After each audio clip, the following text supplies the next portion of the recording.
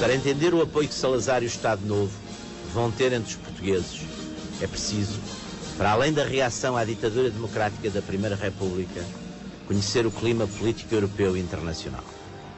A Revolução Comunista de 1917, que depois da Guerra Civil e da repressão sanguinária tomara o poder na Rússia, foi vista pelas classes altas e médias da Europa como uma grande e próxima ameaça. Os nascentes partidos comunistas propunham-se repetir, por toda a Europa, o modelo soviético. O terror dos bolcheviques pairava sobre o continente. A esquerda revolucionária, a partir de Lenin e da Internacional Comunista, escolhera a violência como forma principal de conquista do poder e o terror como forma de o manter. Concluem muitos que só pela violência podia ser parado.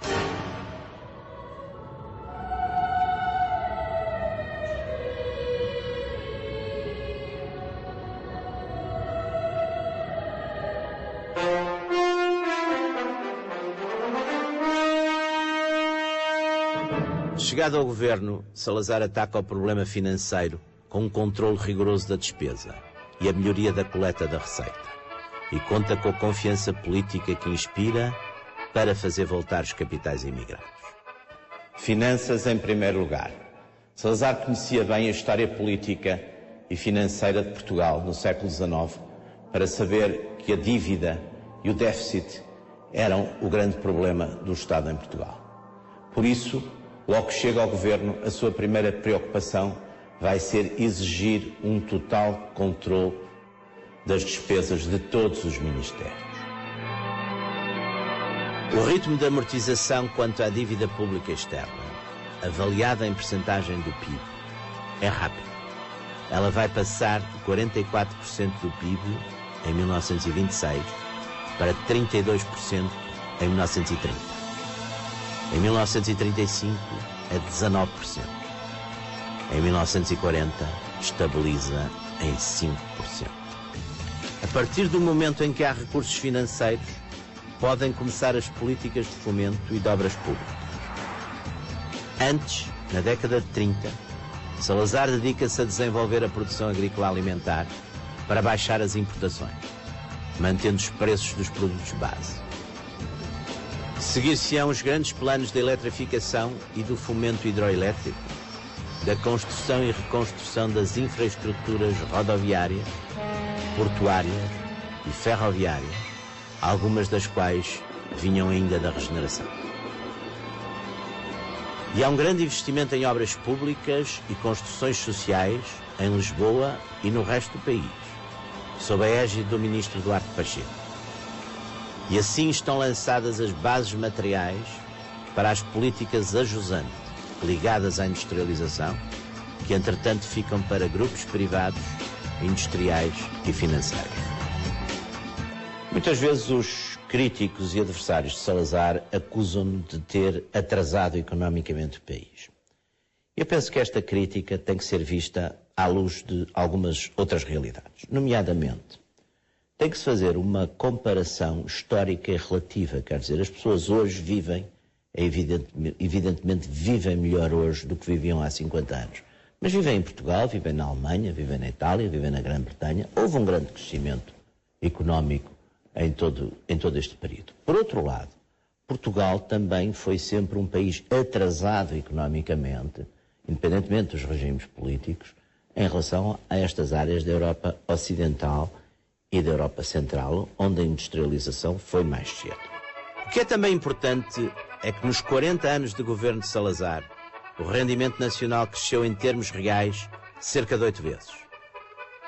Quase duplicou entre 1926 e 1939, estagnou e retraiu-se durante os anos de guerra, mas a partir dos anos 50, beneficiando da conjuntura internacional, mas também das políticas internas de fomento e obras públicas, cresceu aceleradamente, para nos últimos anos do anterior regime alcançar as taxas asiáticas de 7 a 8% de crescimento real ao ano.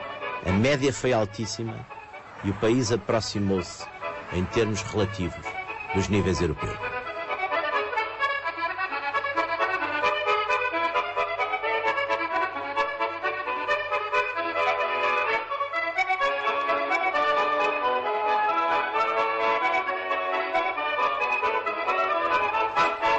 A imagem é essencial na política contemporânea e Salazar dava de si próprio uma excelente imagem. Imagem da austeridade, de aplicação, de estudo, de capacidade de decisão. Portanto, estava nos antípodas daquilo que era a imagem que a população portuguesa tinha do político médio da Primeira República. Ora, isto reforçou muito a sua capacidade de agir e a sua capacidade de guiar o país. E temos aqui um exemplo interessante disso, até pela sua raridade, que é uma manifestação de regozijo, de afeto e de agradecimento ao Ministro das Finanças. Normalmente os Ministros das Finanças não são alvo deste tipo de manifestações, deste tipo de popularidade.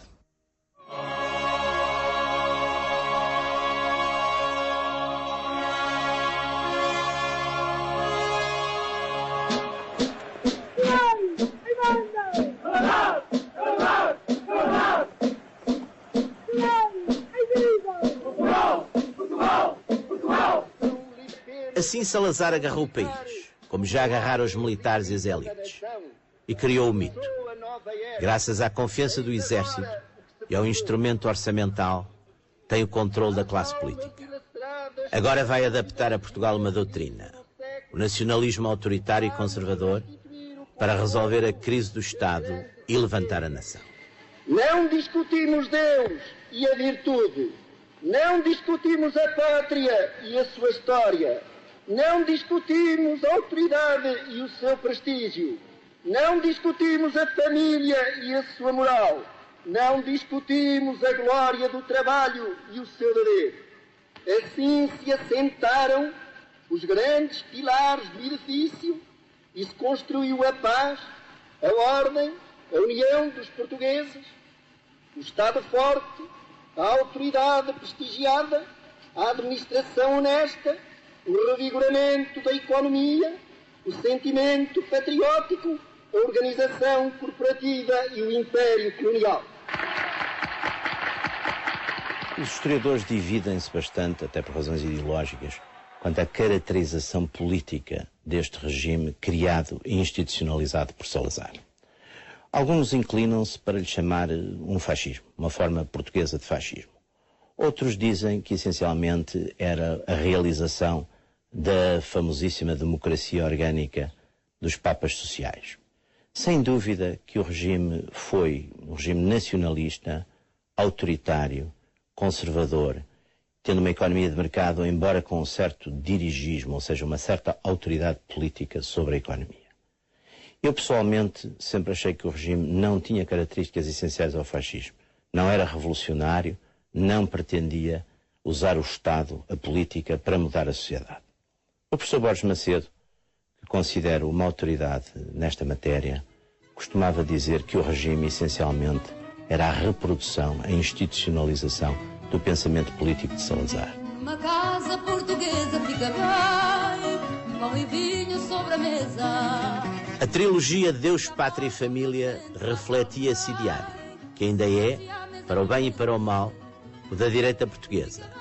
Cristã, patriótica, solidarista, às vezes mesmo desconfiada do capitalismo liberal. A alegria da pobreza está nesta grande riqueza de dar e dar. Foi este espírito de solidariedade humana que inspirou também a política de refugiados na Segunda Guerra Mundial. Da Europa devastada e ocupada, afluíram a Portugal cerca de 1 milhão de refugiados, entre eles mais de 100 mil judeus, incluindo os que tinham recebido os vistos do consulado de Bordeaux. Há repetidas provas do interesse de Salazar pelo acolhimento e condições de saúde e bem-estar destas pessoas. E Lisboa foi assim, nestes anos da Guerra Mundial, um oásis de paz, uma miragem e um ponto de esperança no extremo ocidental da Europa.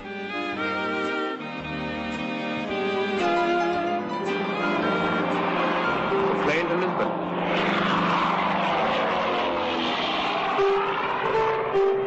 You would like to be on it? Why? What's in Lisbon? Clipper to America. You must